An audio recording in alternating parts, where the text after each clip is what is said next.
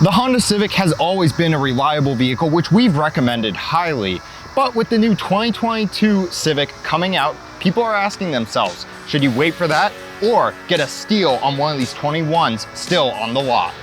Today we're going to be looking around a 2021 Honda Civic EX-L and giving it a test drive to see if this thing is still worth it or you should just save your money for the 2022. Let's get into it.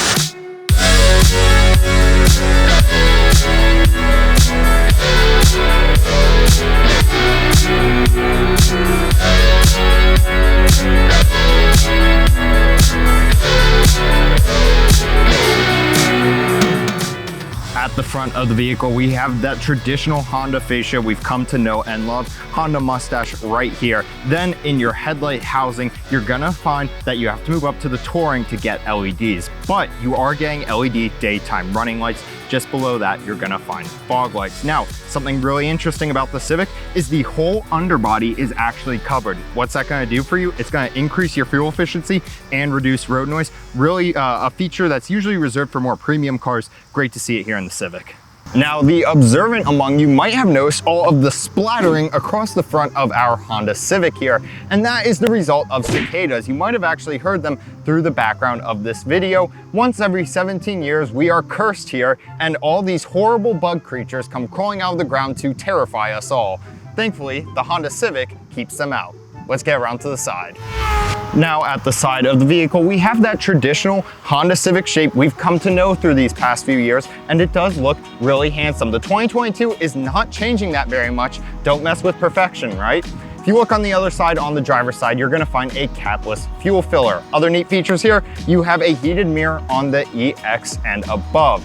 Also, Honda takes safety very seriously. 59% of the body by weight is made of high-strength steel. That, along with the active safety features, which we'll talk about in just a bit, are gonna help keep you safe.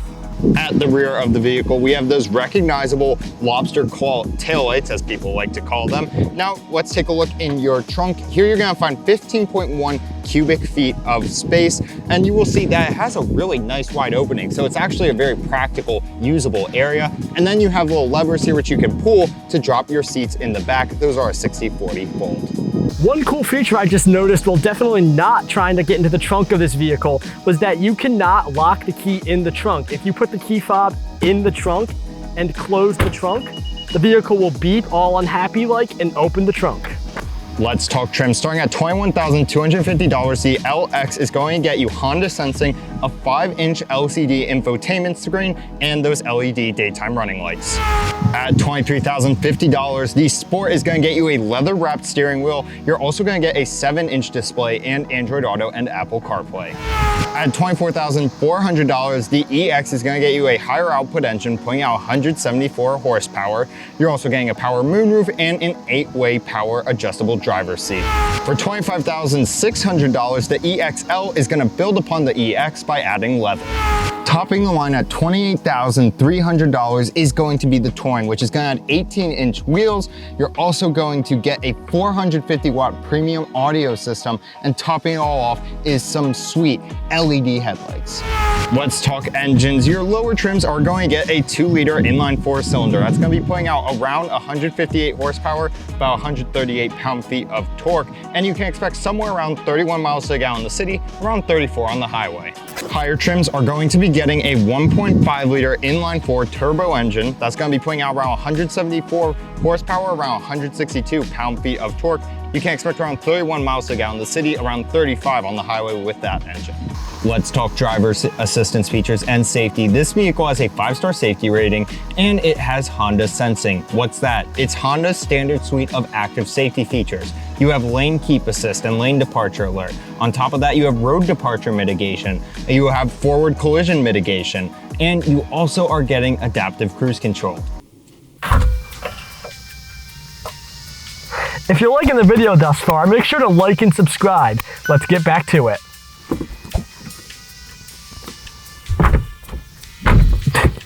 Getting into the Honda Civic, first we'll look at our key fob. Very basic key fob, good looking, lightweight, does the job. Getting in, you can see the button for the keyless entry. Sitting down in the vehicle, very comfortable seating area. Of course, what you would come to expect from a Civic.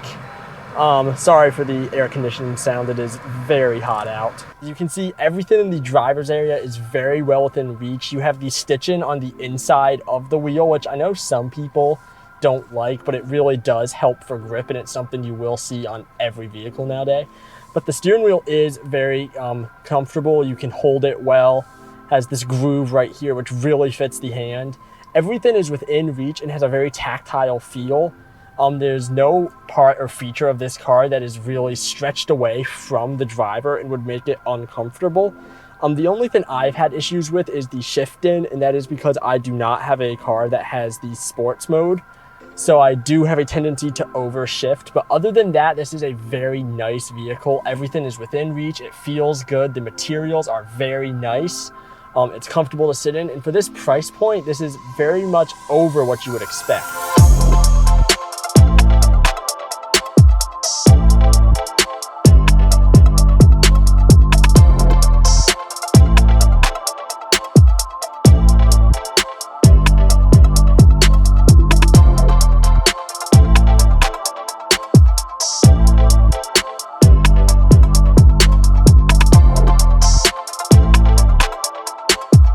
So now you join us here driving in the Civic, and well, I gotta say, Colin, let's talk a little bit about the comfort. I'm liking it. Yeah, this vehicle is very comfortable to be a passenger in. It goes over bumps very well.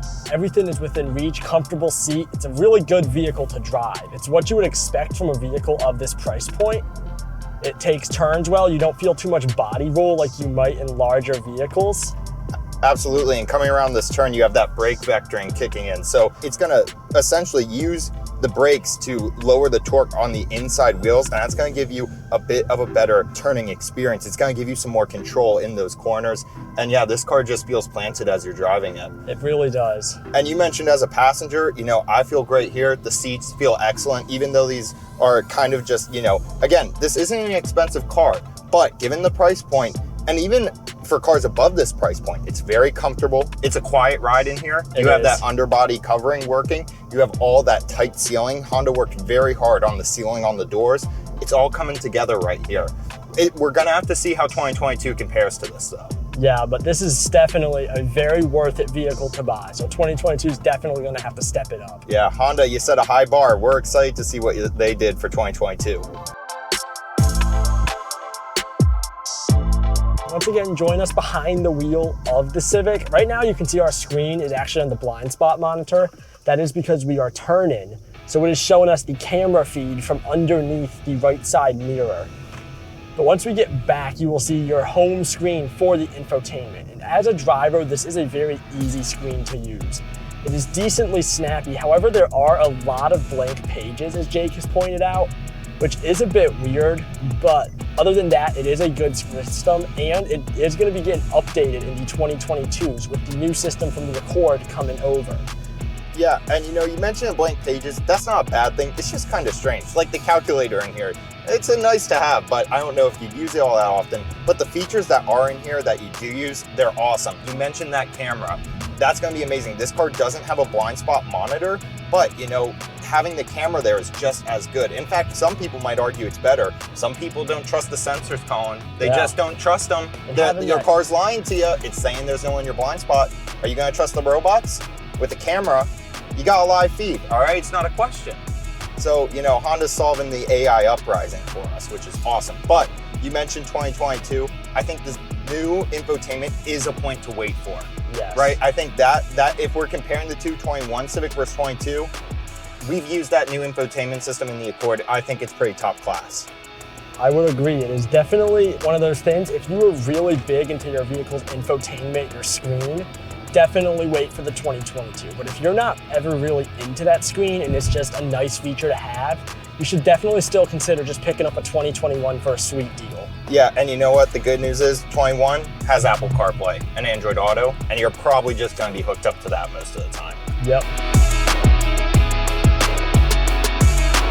All right, everyone, let's talk a little more about the general dynamics of the car. We're gonna pull out of a neighborhood right here. Colin's gonna give it the beans. We're gonna see what the Civic does.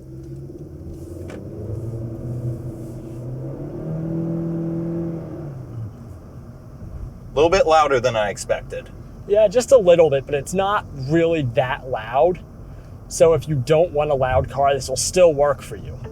Yeah, and, you know, it felt like it would be safe in the sense that, you know, you're not going to be too slow that you won't be able to merge onto a highway or pull like a last minute maneuver, but it's definitely, you know, not anything crazy, but you know, it's not being promised here.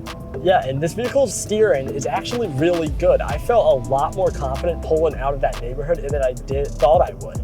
The steering was responsive and it really allowed me to put the power down through that turn. Were you feeling any torque steer or whatever? Was the car trying to take it from you? Not really. It was really letting me do a good amount of the driving. Of course, on this road, there are a good amount of bumps, so we really can feel just how the suspension does handle hills and bumps. And it feels really smooth. Going over these hills, it never feels like you're gonna lose the vehicle. It is a very pleasant vehicle to drive. And, you know, as you're kind of going over these hills, what's that braking response feeling like? It is pretty good. As you see, we were behind a slower driver now, and we were definitely able to slow down and the brakes felt responsive doing such. So yeah, that's awesome. And you know, it definitely, as a passenger, I can feel those bumps. We are on kind of a road going through a park right now.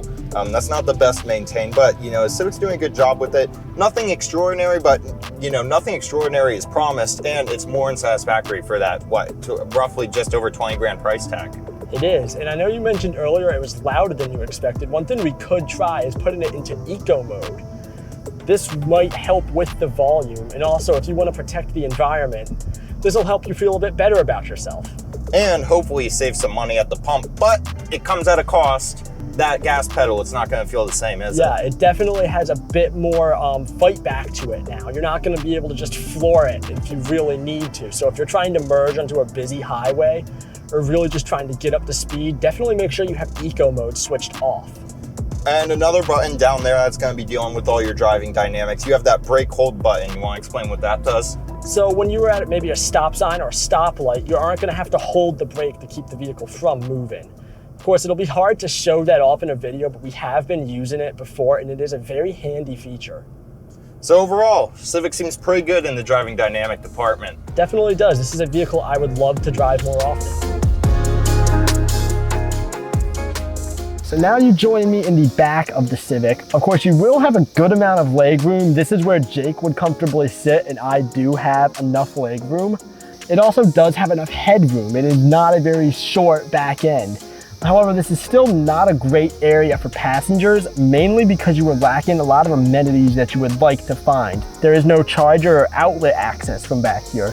Neither are there any air vents, so this might not be the most comfortable area for passengers, but in a pinch, or if you're just driving a short distance, you could have people back here and they would be comfortable. Now, there's a reason we've reviewed the Civic like about 5 times now, and we've always given it high praise, Colin. I mean, what are your thoughts? Overall, I would say this is a very standout vehicle that actually lacks a standout feature, and that's a good thing. It does not rely on one feature to really put it above the rest of the market.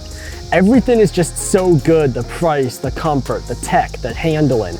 All aspects of this vehicle deliver, and for a very reasonable price, this might just be the most worth it Honda you can buy.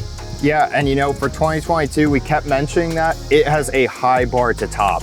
So we're gonna see if they can do it. We're gonna be looking at 2022 as soon as we can get our hands on one.